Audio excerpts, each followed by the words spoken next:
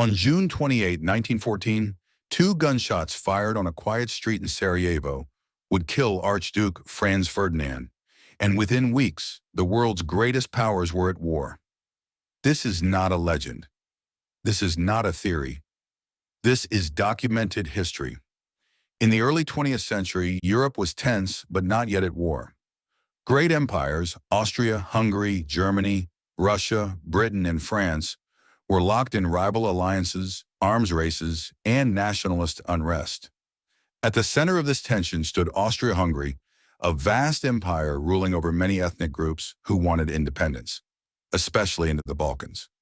One of those groups was the South Slavs, many of whom dreamed of joining a greater Serbia. Now enter Archduke Franz Ferdinand, heir to the Austro-Hungarian throne. He was not especially popular, but he was powerful, and his death would matter. On June 28, 1914, Franz Ferdinand traveled to Sarajevo, the capital of Bosnia-Herzegovina, which Austria-Hungary had annexed in 1908. The date itself was symbolic. Vidovdan, a Serbian national day tied to medieval battles and national identity. Waiting for him were 7 young conspirators, members of a nationalist group connected to the Black Hand, a secret Serbian military society. Their goal was simple and deadly: assassinate the Archduke. The first attempt failed. As the Archduke's motorcade passed through the city, Nedeljko Kabrinović threw a grenade.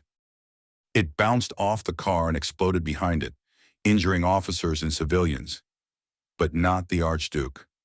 Kabrinović swallowed poison and jumped into a river. The poison didn't work. The river was shallow. He was arrested. Most assassins believed the mission had failed. But history wasn't finished.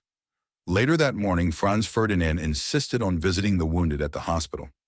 During the route change, the driver took a wrong turn and stopped to reverse, right in front of a cafe. Standing there was Gavrilo Princip, a 19-year-old Bosnian Serb nationalist. He didn't plan this moment.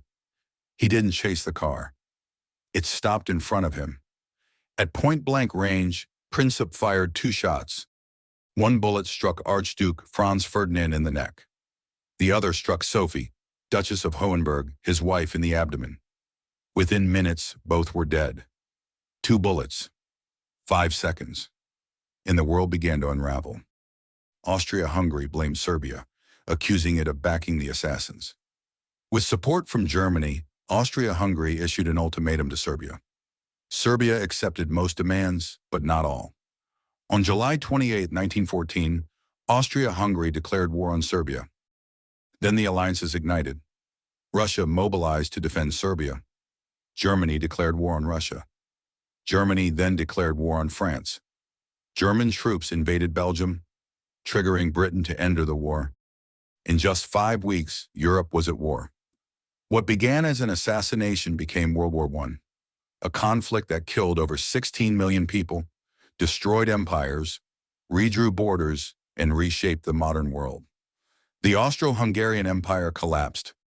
The Ottoman Empire fell. The Russian Revolution followed. And the harsh peace that ended the war would help fuel World War II.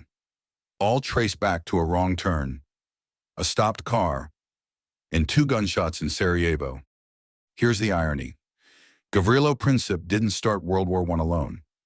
But without those 5 seconds in Sarajevo, the war might never have happened that way, or that soon. History doesn't always turn on grand plans. Sometimes it turns on chance.